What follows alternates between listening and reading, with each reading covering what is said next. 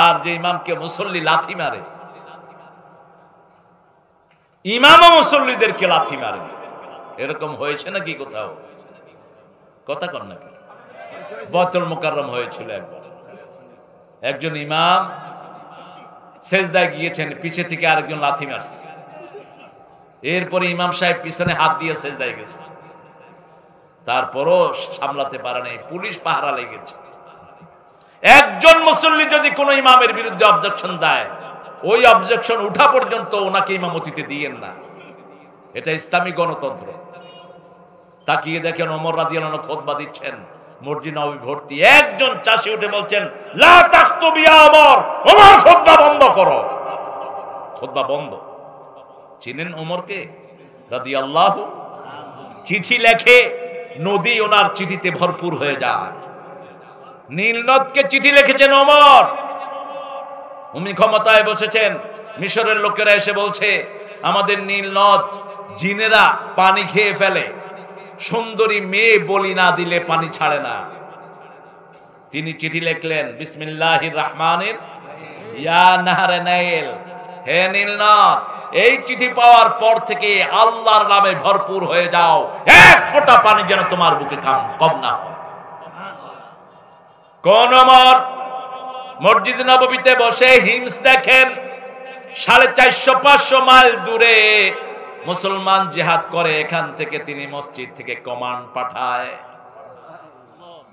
ইয়া সারে আল জাবাল আকবিল, হে পাহাড়ে আরোহীরা তোমরা সামনের দিকে যাও। মদিনার লোকেরা বলে আমরা এখানে বসে আছি মসজিদে, কোথায় পাহাড় কাকে বলে?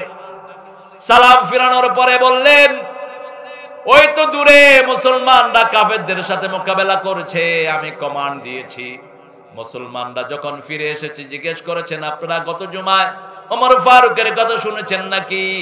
মুসলমানরা বলেছে আপনারা যেভাবে শুনেছেন আমরাও সেইভাবেই শুনেছি। রাতের বেলায় আলী স্বপ্ন দেখেন রাদিয়াল্লাহু আনহু, ফজরের সময় ওমর সেই স্বপ্ন বলে দেয়। এক বুড়ি ঝুড়ি নিয়ে, ঝুড়ি ভর্তি খেজুর নিয়ে এসেছেন। আলী রাদিয়াল্লাহু আনহু স্বপ্ন দেখছেন রাসূলের কাছে এক বুড়ি ঝুড়ি ভর্তি খেজুর নিয়ে এসেছেন, রাসূল সবাইকে খেজুর দিচ্ছেন। আলী একটা খেজুর খেয়ে বলছে হুজুর খেজুরটা খুব মিষ্টি, আমাকে আরেকটা দেন। রাসূল সাল্লাল্লাহু আলাইহি ওয়াসাল্লাম বলছেন না, আরেকটা দেয়া যাবে না। স্বপ্ন দেখে তিনি মসজিদে গেলেন, দেখলেন আরেক বুড়ি ঝুড়ি নিয়ে এসেছে এক ঝুড়ি খেজুর। সালাত শেষে ওমর বন্টন করছেন, আলীকে একটা দিলেন, খেয়ে বলছেন খুব মিষ্টি, আরেকটা দেন। ওমর ফারুক বলছেন বিশ্ব নবী সাল্লাল্লাহু আলাইহি ওয়াসাল্লাম যদি তোমাকে আরেকটা দিত আমিও আরেকটা দিতাম।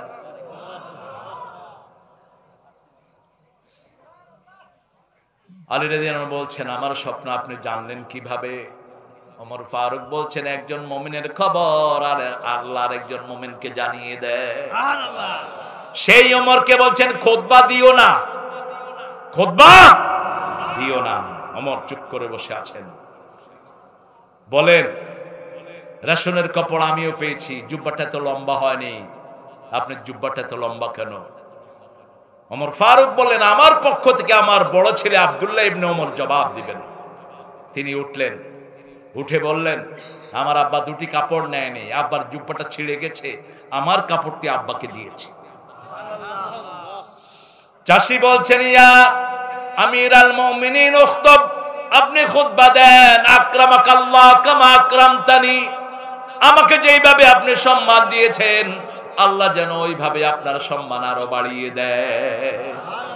এটার নাম ইসলামী গণতন্ত্র। এখন গণতন্ত্র না, এখনকার নাম পেটতন্ত্র। শক্তি যার হুকুম চলে তার।